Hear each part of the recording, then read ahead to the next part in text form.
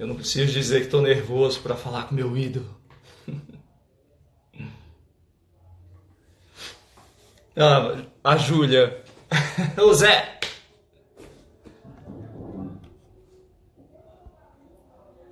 Cadê meu ídolo? Cadê meu ídolo?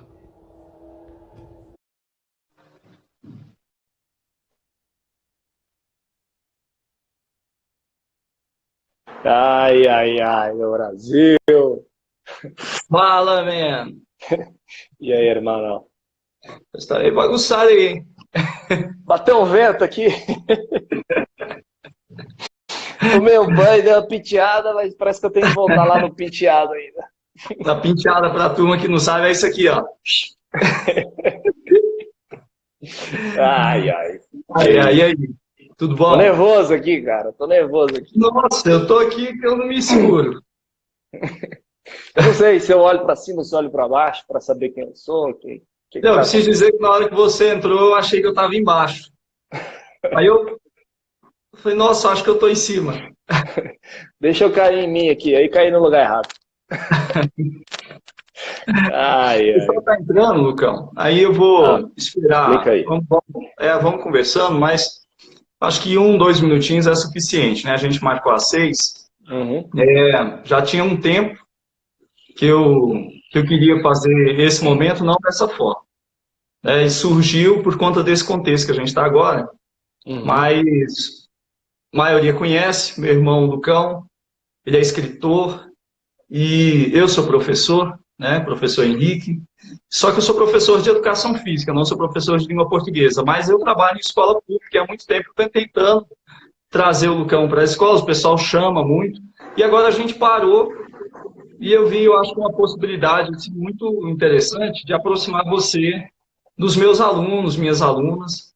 E aí eu fiz o Maravilha. convite de cara, você topou, né? Então, primeiro É, agradecer isso. tô te devendo Valeu. uma grana, né? Então. Vai Tô pagar em brincando. serviço. Pois é, achei legal demais, porque eu moro em Goiânia e o Henrique mora em Anápolis, né? São cidades próximas, mas não é tão rápido, tão fácil assim de chegar.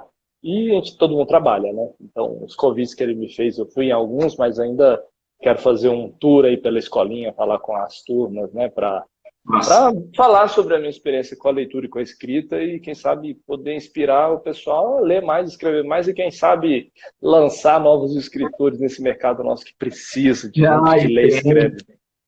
Eu vou até citar uns alunos que eu tenho, eles devem estar por aí, que andam Legal. escrevendo e publicando nas redes. É muito legal. Espero que eles estejam Ah, assistindo, porque vai colaborar muito. Antes não de tenho dúvida. começar, Lu, Uhum, esse papo sobre a leitura escrita, a gente está num período de isolamento social, né? Uma uhum. situação completamente diferente do que a gente já viveu. Você mora em Goiânia, né? Então fala um pouquinho para a turma aí, antes de até se apresentar, falar do seu trabalho, fala um pouquinho como é que está a realidade aí em Goiânia. Eu Não, acho que isso é interessante. não deve estar muito diferente aí e de muitos lugares, vários lugares no Brasil, todo mundo, a cidade isolada, quarentena também aqui, regras rígidas, no sentido de que o comércio tem que fechar, os serviços não essenciais fecharam, então acontece que eu trabalho de casa há 3 anos, então a minha rotina não mudou muito, mudaram algumas outras coisas. Bom, muito mais preocupado, né, também trabalhando nessa área, preocupado com a cultura também, além das outras preocupações da saúde geral do povo, né? E aí o trabalho muda um pouco nesse sentido, né? O esforço é maior para que as pessoas continuem tendo cultura, né? Recebendo cultura e incentivar também o movimento da arte, porque nesses momentos é o primeiro a ser, de certa forma, suprimido, né? Esquecido e tão vital também nesses momentos. Então, Goiânia está igual, não está diferente, mas meu trabalho, que é trabalhar de casa, mudou bastante. Até assim, fazer um exercício, estou fazendo em casa, eu gosto de me exercitar para estar bem, para trabalhar bem, né? Comecei a fazer de casa, eu tenho uma academia no prédio aqui, está aberta, mas eu estou evitando ir, então minha rotina aqui dentro já mudou, mas é legal, cara. Por exemplo, eu estou convivendo mais com a minha casa, né? Cozinhando, fazendo exercício usando os móveis da minha casa. Então, é uma experiência, é péssimo, mas dá para a gente tirar alguns aprendizados bons. Ah, com certeza. São situações muito complexas, né? Só para fechar isso um pouquinho. A gente ainda tem essa condição, né? De curtir a casa, de dar conta de algumas coisas, né? Eu tenho certeza que eu tenho alunos que não estão nessa condição. É um momento muito complexo. E se a gente for Uhum. deitar sobre ele aqui, a gente vai falar sobre vários pontos. Mas só Sim. fechando isso, são realidades muito distintas. E isso é ótimo, né? Por isso que eu perguntei para você. Você vive numa situação muito isso, né? Que é trabalhar em casa, viver essa rotina, mas eu imagino que a cidade mesmo deve estar parada. Eu Totalmente. até quero fazer um comentário. Ontem, depois de todo o contexto que a gente passou, o comentário do governo federal, do nosso presidente, eu achei que a cidade hoje, ontem mesmo, já estava um pouco mais movimentada e eu não sei o quanto que isso é legal, não. Não sei aí, mas aqui eu senti um pouco isso. Hoje, ontem, ficou um pouquinho mais movimentado, eu acho que agora é hora de ter um pouquinho de cautela, né? Um Uhum. pouco mais É, de nesse bom sentido senso. aqui eu não notei. Eu não notei mesmo, a cidade está bem parada e onde eu moro aqui está acontecendo algumas reformas e a rua que eu moro é a rua de mais movimento. O depoimento e o que o presidente falou foi péssimo e realmente ficamos com esse medo de que as pessoas impulsionadas por ele fossem mais às ruas e fossem mais irresponsáveis como ele, mas eu não notei aqui, tá? Agora são 6h10, era para estar bastante barulhento aqui e tá bem calmo, então fico Que bom. aliviado que as pessoas têm mais sensatez do que o nosso representante lá, né? Excelente. O pessoal está perguntando se somos gênios. Sim. Será? Será? Ó, o Bruno Peraí, Perim tá peraí, peraí, aí. peraí. Tem muita gente Lucão, legal aí, ó. Os amigos aí comentando, Bruno. Tem muita gente. Bacana, muito leitor, amigo seu, amigo nosso. muito bom. Lucão, então vamos lá. Vamos um pouquinho mais direto ao ponto. Bora. Eu queria assim, se apresente.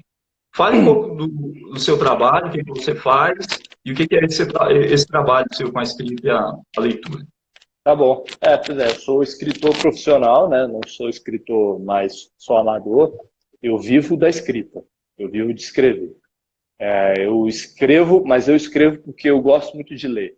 Eu descobri a escrita através do meu gosto, da descoberta do meu gosto pela leitura. E isso começou há 20 anos atrás.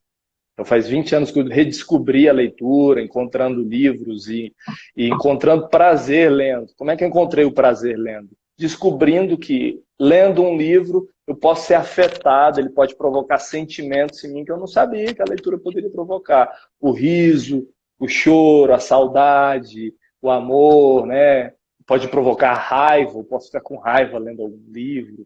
E isso é muito Atualmente. legal. Não precisa ler livro para ficar com raiva hoje, mas... mas tem muito livro que é uma raiva boa, no sentido daquela coisa de que você quer descobrir o que esse cara fez, o que está acontecendo ali naquela história, você fica com essa ansiedade também. Então, o livro, quando eu descobri que o livro me afetava, assim, eu descobri que era possível ter prazer lendo. E fui atrás desse prazer, investigar mais, o que eu gostava.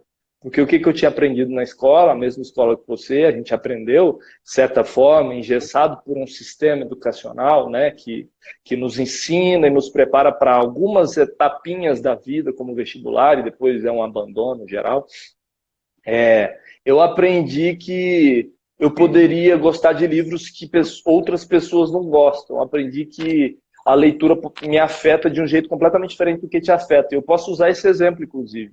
O Henrique, você é um grande leitor, mas você lê muito livro didático, da educação, e de outros temas que te interessam, que são diferentes dos meus, apesar de a gente ter também afinidade em alguns temas, mas completamente, você é um leitor completamente diferente de mim. Né? Eu Sim, adoro a ficção, a literatura e a filosofia, né? Num campo mais fora da literatura, mas é muito próximo. Por exemplo, filosofia e poesia se aproximam muito no sentido de falar sobre a existência, sobre algumas relações, com a diferença de que a poesia não tem responsabilidade nenhuma. Né? A filosofia já tem um papel, né? Na nossa sociedade, é um estudo, né? Está próximo da ciência, então já a poesia ela é irresponsável, é uma ficção, né, digamos assim. Eu brinco que é irresponsável, que ela não nasce com objetivo nenhum, a não ser o primeiro prazer do escritor e depois de quem lê. Mas é isso, eu aprendi a escrever descobrindo primeiro essa leitura prazerosa. E foi lá na casa da mamãe, lá, né? eu ia te perguntar isso. quais foram os locais que você, onde ou quando, como que foi isso, essa experiência sua com as oportunidades que você teve, né? Onde é que, para você, onde é que foi um marco assim, importante? Ou se foi uma construção gradativa, assim? Eu falo um pouco brincando sobre a escola. A escola, de certa forma, tem papel aí, né? Uma leitura ou outra vai nos provocando, e alguns professores foram responsáveis por isso. Eu me lembro da Edna, né, que era apaixonada pela matéria, Tem professora. contato até hoje. Nós temos Ela vai contato com dar ela. aqui. Deve aparecer aí. E Edna Eloy.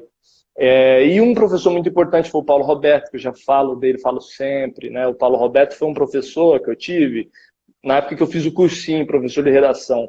Ele não só me deu aula de redação para o vestibular, como me mostrou que era possível eu me jogar um pouco mais no texto dessa redação, me apresentar mais sem comprometer, né, a minha nota, né, e ter mais personalidade no meu texto.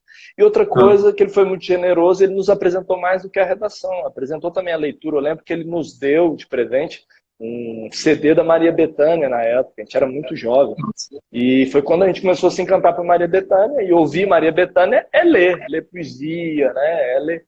Então eu comecei a ser influenciado, sim, mas aí minha mãe, nossos pais, né, também, meu pai tem papel nisso, mas minha mãe em casa tinha uma bibliotequinha, e eu me lembro do dia que você e o Digão saíram com as namoradas, as respectivas, namoravam duas melhores amigas, e eu fiquei sozinho em casa no sábado à tarde, e eu fui nessa biblioteca que minha mãe tinha em casa, e peguei, sem ninguém ver, um livro, comecei a ler e gostei muito. E aí eu fiquei pensando sobre isso. Pô, mas eu li um livro inteiro, gostei dele, vontade de ler mais.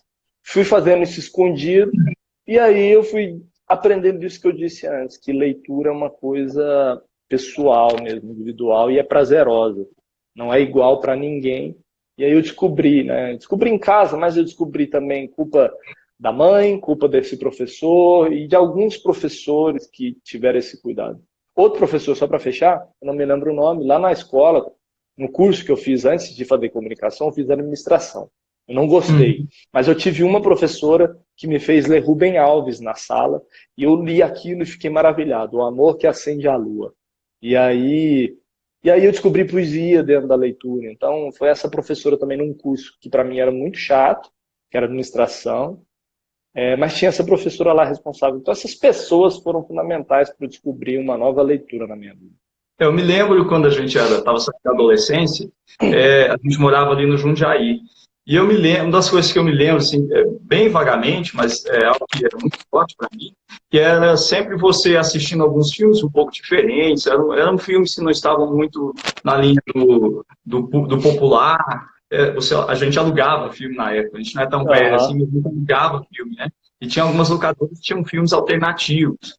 E eu me lembro disso, eu me lembro de você fazendo algumas leituras, de vendo ouvindo algumas músicas que fugiam um pouco diferente. Eu me lembro daquele documentário de um grupo cubano, agora me fugiu. Buena Vista. Buena Vista Social Club. Isso. Aquilo ali faz parte desse marco para mim, sabe? Que legal. Não, é ótimo. E me remete a essa história. Tem uma galera que deve estar aí, que são alunos meus lá do Gabriel Issa, inclusive. O Gabriel Issa é um local, eu já contei para alguns, é um local que nós fizemos o ensino fundamental todo. Hoje ele está todo reformulado, é uma escola militar, na época era uma escola pública normal. Então hoje tem convênio com a polícia militar, uma estrutura um pouco diferente.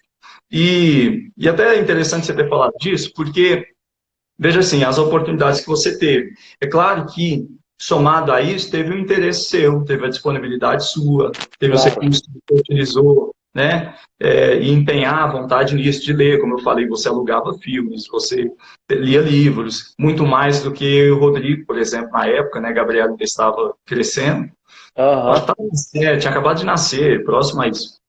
E aí me veio um negócio assim, interessante.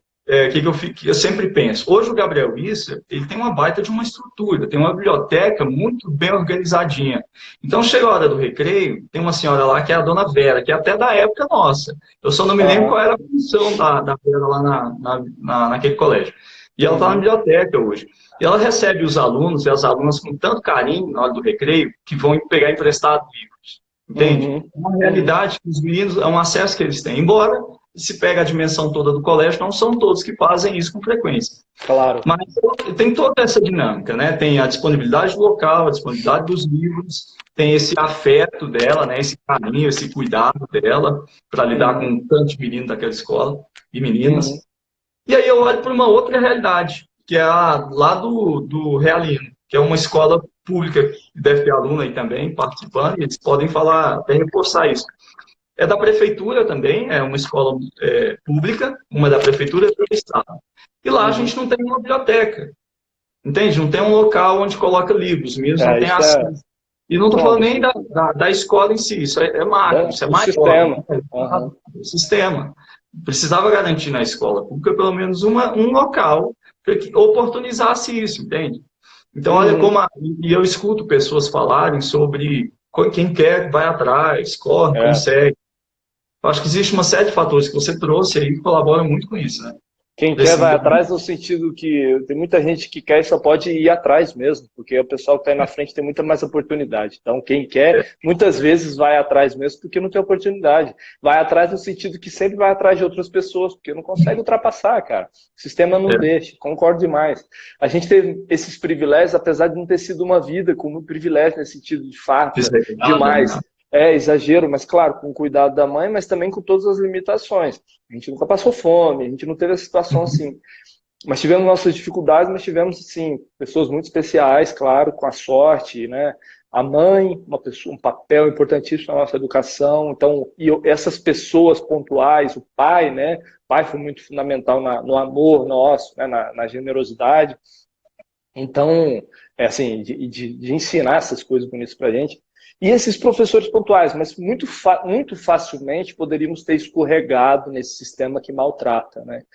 Se não fosse o exagero, no bom sentido, dessas pessoas para que a gente ficasse, né, no lugar centrado. Então, imagina as pessoas que faltam, essas pessoazinhas assim, que são poucas que podem mexer na vida da gente e que faltam estruturas que a gente teve. Por exemplo, você estava lembrando dessa época, a gente podia alugar os filmes, a gente podia...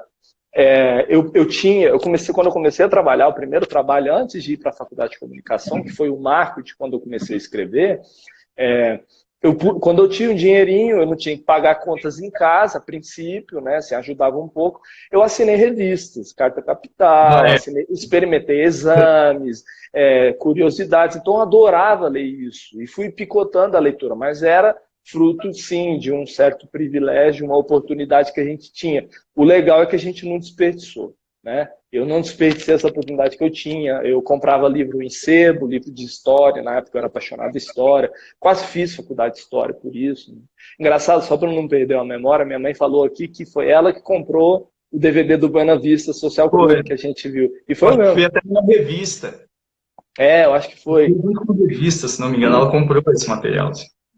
E esse DVD foi importantíssimo para mim, porque eu me apaixonei pela banda, vi o documentário, e esse é um tipo de música, até falando agora, fiquei com vontade de ouvir de novo, porque é um tipo de música que hoje me inspira, me leva a essa época, me leva a essa memória, então já sei que eu vou escrever um bocado ouvindo isso daí de novo. Então, são memórias, assim, muito privilegiadas mesmo, mas com certo cuidado também, porque não são tão privilegiados. Isso poderia facilmente ser de mais gente, porque não era muito. Não é difícil ter uma vida que a gente teve, que é o mínimo. A gente teve um mínimo com pessoas boas ao redor, né? Não é muito, não é difícil fazer isso para outras pessoas, inclusive o próprio governo, consertando o sistema, distribuindo melhor a renda, né? E com medidas sociais mais significativas, né? Mais fundamentais, conseguiria fazer isso. É uma pena a gente... Hoje a gente avalia isso. Faz a gente questionar se realmente quer, né? Se realmente a intenção do governo é que as pessoas leiam mais, tenham mais acesso, porque o discurso, em alguns momentos, é isso. Mas quando você olha para a realidade, não é isso que acontece. Então a gente precisa dar conta de identificar essas contradições para até quebrar alguns discursos e falar, não, está falando bobagem, né? Eu sei que não é bem isso. Lucão, você tocou um ponto aí que eu acho que é o que a gente vai entrar agora, que é importante aqui também, que é o lance da escrita. Né? Assim, você acabou de falar, nossa, até bom ter lembrado do Buena Vista Social Club, porque eu vou ouvir, com certeza vou escrever algumas coisas. Sim. Então, fala para a turma aí um pouco, tenta falar um pouco como é que é esse processo da escrita para você. Como é que você falou de escutar a música e escrever, como é que funciona essa relação? Pois bom, para falar disso, eu tenho que falar de como começou isso. A minha escrita começou, eu estava fazendo aí, vai fazer 18, 17 anos. Quando eu entrei na faculdade de comunicação, eu entrei para fazer propaganda, pensando em criatividade, que eu queria uma atividade que eu pudesse, né, usar mais a criatividade, que ela fosse uma ferramenta importante. Aí eu descobri a propaganda, entrei. E assim que eu entrei, eu montei um blog, na época era um blog, e o blog era tipo as redes sociais hoje, só que a Qual é o nome do interação blog? abra o bico, porque eu Abra o era bico. muito tímido, e aí era uma ordem para mim mesmo, abra o bico. Eu tinha medo de escrever porque eu era muito tímido. Isso é a realidade de muita gente, muita gente. Aham. O que eu fiz foi entrar na faculdade, ao mesmo tempo fui cuidar dessa timidez também, porque eu queria escrever mais. De algum jeito eu percebia que isso me atrapalhava, e claro, minha mãe é psicóloga, então nós tivemos eu tive essa outra oportunidade, e aí me ajudou a olhar para isso e ter mais interesse.